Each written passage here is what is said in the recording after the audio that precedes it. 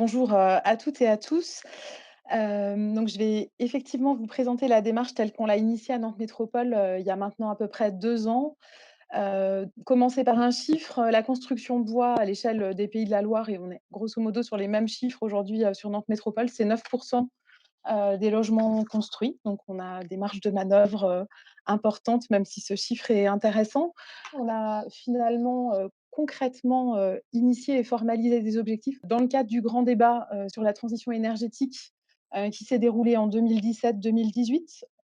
Pendant cette période, on élaborait nos politiques publiques, le PLU métropolitain, le plan climat, le PLH, le plan de déplacement urbain et ça a été l'occasion d'un grand débat, citoyen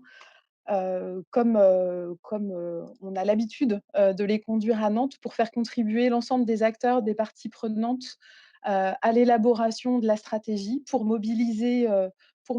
l'ensemble des acteurs dans une approche, qu'on avait appelée transition énergétique, mais qui avait bien une dimension bien plus large, traitant globalement de la question de l'énergie et de l'écologie, demain. Donc vous le voyez dans les quelques chiffres que je ne vais pas commenter, mais une mobilisation très forte, et un livrable, qui a consisté dans une feuille de route qui a été approuvée par le conseil métropolitain, fin 2018, et qui a été le point de regroupement des engagements, certes de la métropole, mais aussi de l'ensemble des communes, qui de la métropole qui s'étaient engagées, et des différents acteurs. Dans cette feuille de route, on a notamment trouvé, et voulu, mentionner et mettre en lumière un objectif, qui nous paraissait extrêmement important, qui était effectivement, de travailler sur un urbanisme décarboné. Alors on avait mis d'ici 2020, c'est extrêmement ambitieux. On voit qu'on a enclenché des choses, mais que ça demandera à être poursuivi, déployé, dans les années à venir.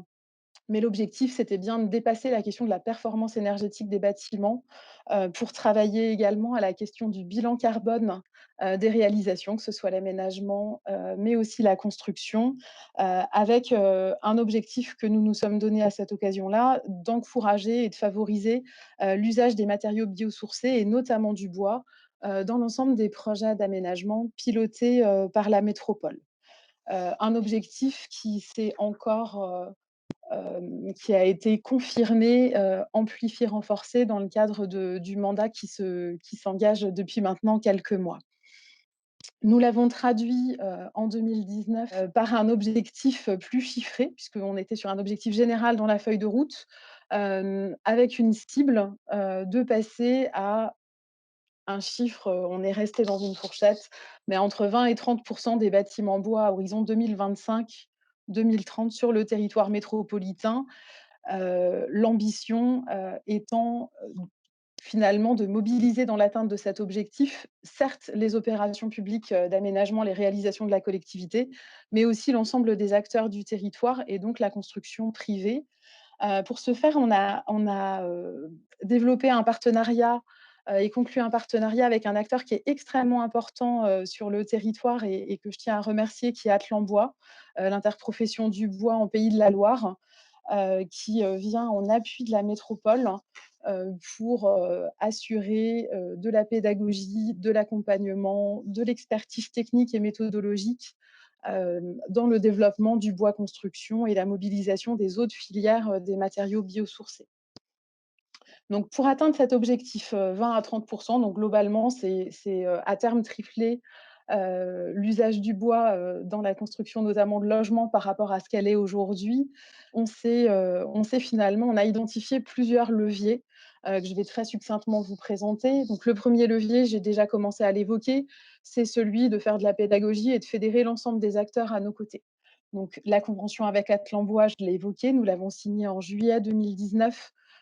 pour, formaliser, officialiser, ce partenariat. En parallèle, nous sommes en train de développer un partenariat. J'ai mis quelques partenaires de l'aménagement et de la construction à nos côtés, notamment, les principaux aménageurs, les aménageurs de la métropole, hein, nos sociétés publiques, d'aménagement, l'ensemble des représentants des constructeurs, mais aussi,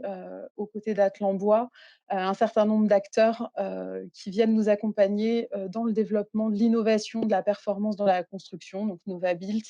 mais aussi, les représentants de la filière chanvre et de la filière, paille.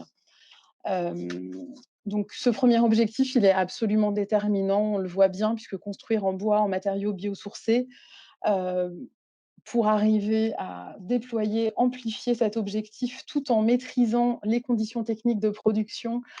et les coûts de sortie, c'est absolument indispensable de vraiment s'approprier l'ensemble des prescriptions techniques et des conditions techniques, de développement. Je n'ai pas évoqué les architectes, mais ça fait bien sûr également partie, des acteurs, mobilisés. 2e point, nous nous sommes donnés comme objectif, je l'ai dit, hein, de généraliser, vraiment de travailler à la massification de la construction bois.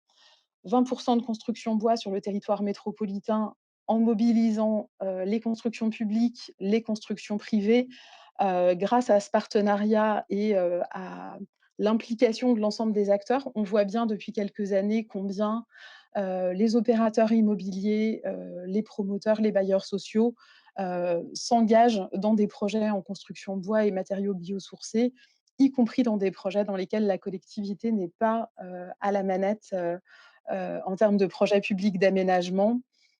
Nous avons également souhaité, inscrire l'objectif et l'incitation à la construction bois dans le PLU métropolitain qui a été approuvé, dans une première dimension qui est plutôt incitative, mais qui, je pense, porte également ses fruits dans les messages, qu'elle peut renvoyer aux acteurs, de la construction sur le territoire, de Nantes Métropole. Généraliser, pour nous, c'était également, important de pouvoir le traduire dans les projets publics, d'aménagement, où là, nous nous donnons un objectif plus ambitieux que l'objectif global à l'échelle du territoire, mais qui est à l'échelle de l'ensemble des projets publics d'aménagement, donc des zones d'aménagement concertées, d'allouer 30 des lots,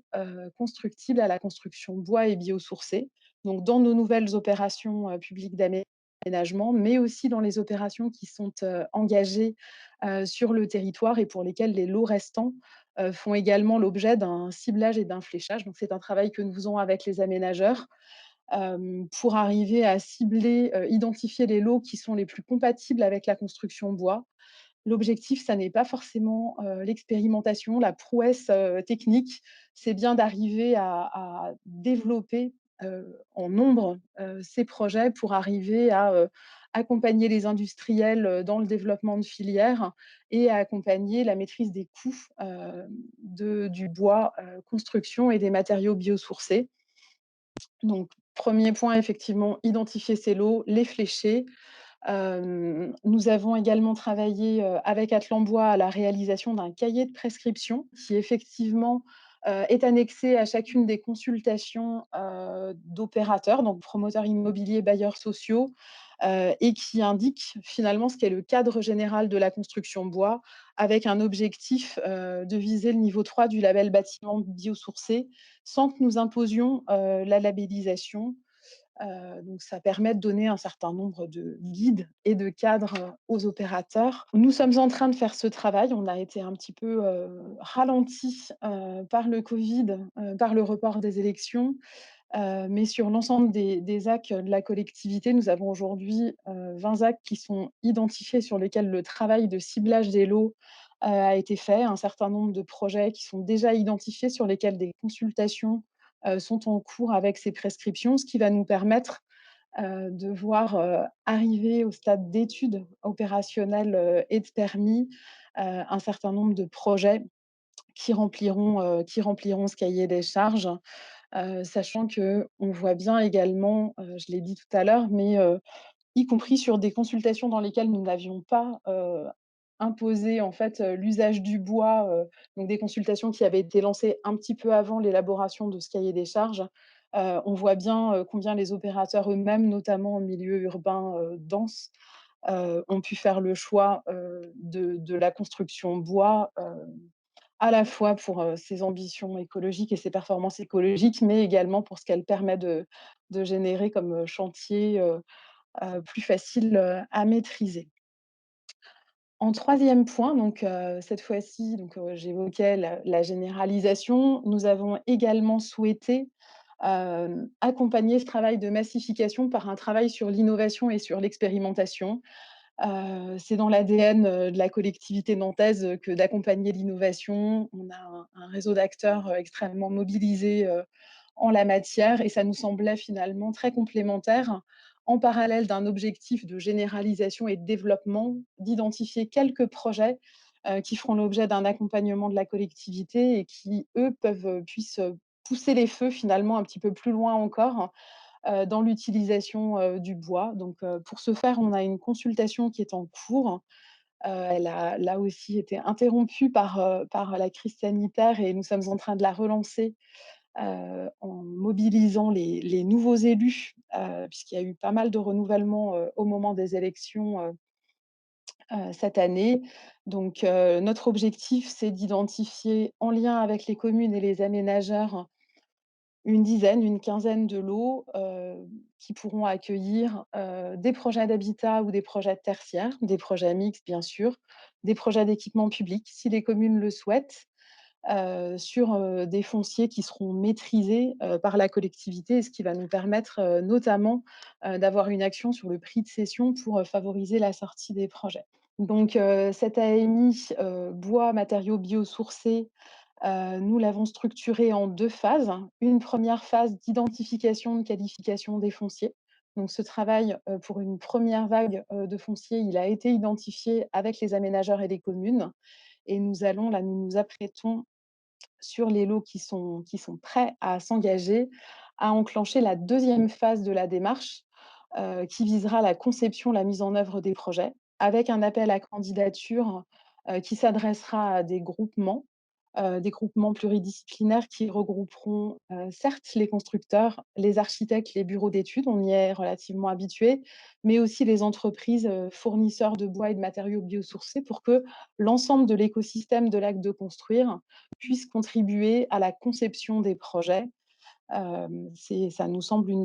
des conditions de réussite. L'objectif et ce qui caractérise cette AMI, alors sur l'objectif bois, on est, là aussi sur le niveau 3 du label, A minimum. Mais ce qui fait la particularité aussi, de cette AMI, c'est le souhait que nous avons eu, que les élus métropolitains ont exprimé, de pouvoir, finalement coupler cet objectif de performance bois avec un autre objectif d'innovation.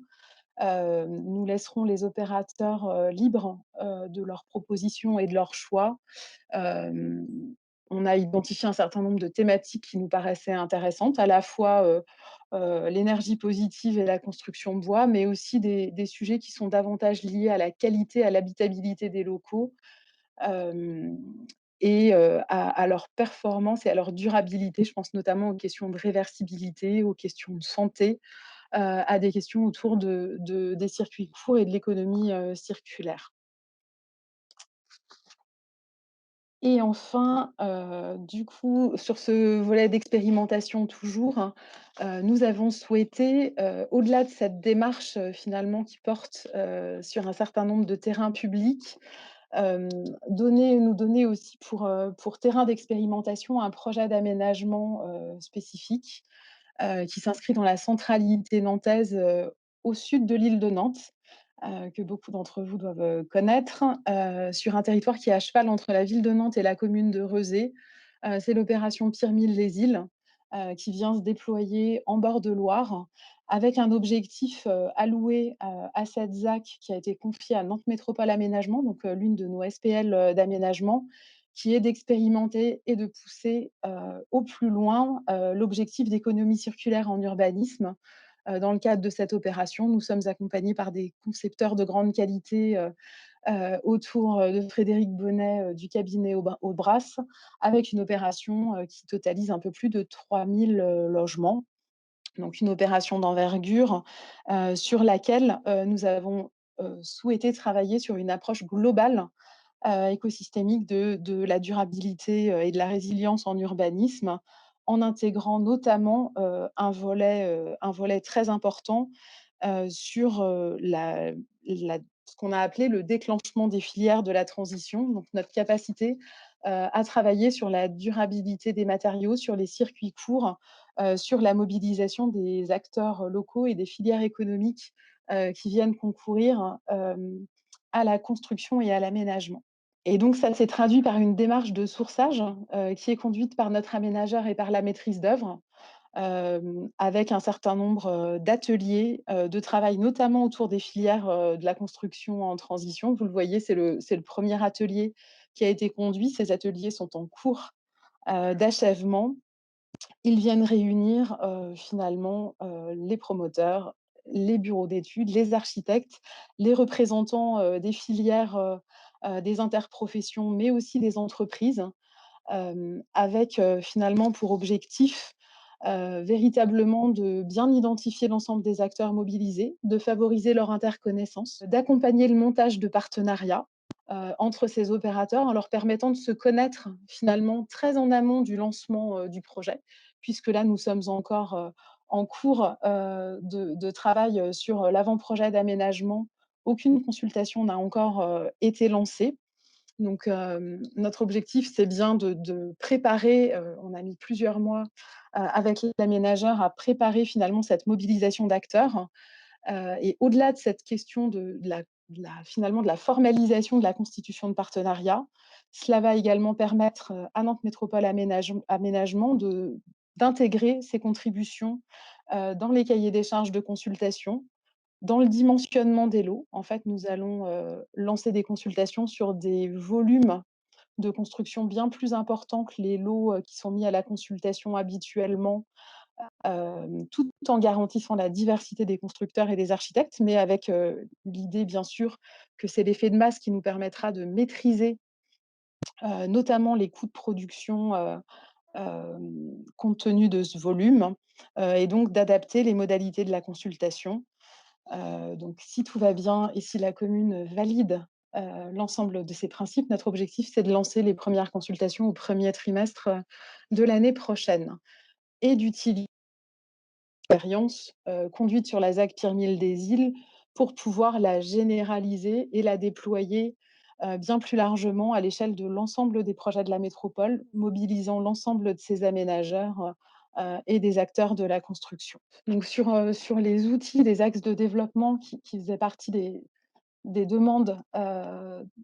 sur lesquelles vous souhaitiez que je puisse, intervenir. Donc bien évidemment, notre premier axe, vous l'aurez compris, c'est de mobiliser les fonciers publics, et d'être très prescriptif, sur le développement du bois, la part de bois, en vérifiant ses objectifs aux différentes phases, des consultations, des cessions de foncier, de la réalisation. Le partenariat avec Atlambois, il est bien évidemment absolument déterminant, dans l'accompagnement et dans la pédagogie, dans notre capacité à embarquer l'ensemble des acteurs du territoire et à assurer la formation, la sensibilisation, y compris auprès des services de Nantes Métropole, des communes, et des élus. Parmi les axes, et ces outils, de mobilisation, la mise en réseau des acteurs, j'aurais évoqué la manière dont on l'a préfiguré à l'échelle de Pirmil-les-Îles. Autre point, important, c'est le travail sur les coûts. Nous sommes, comme d'autres territoires, sur un territoire sur lequel les coûts, étaient restés maîtrisés, mais aujourd'hui, s'envolent. À la fois les coûts de construction, les coûts de foncier et donc les coûts de sortie globalement, de nos opérations. Ça nous semblait, là aussi très important, de pouvoir évaluer, finalement, la contribution de la prescription bois, dans le coût d'une opération, pour être en capacité, de dialoguer avec les opérateurs, hem, d'objectiver la réalité du coût de la construction, quand on a démarré la démarche, les constructeurs étaient plutôt, favorables, mais pointaient des coûts qui dépassaient, ceux de la construction traditionnelle. Donc Atlambois est en train de travailler, à un référentiel de coûts, qui nous permettra d'objectiver les choses, auxquelles contribuent, les aménageurs, les promoteurs, ce qui nous permettra de faire le suivi. Et je mentionnais pour finir, 2 axes, qui sont des axes plutôt à développer pour l'avenir. Ce que je vous ai présenté comporte et porte sur la construction neuve. On voit bien, qu'un des enjeux sera de pouvoir travailler sur la réhabilitation, à la fois dans nos quartiers, d'habitat social, de rénovation urbaine, mais également dans l'ensemble de la réhabilitation, des transformations dans le tissu bâti, existant et ça, c'est véritablement un travail à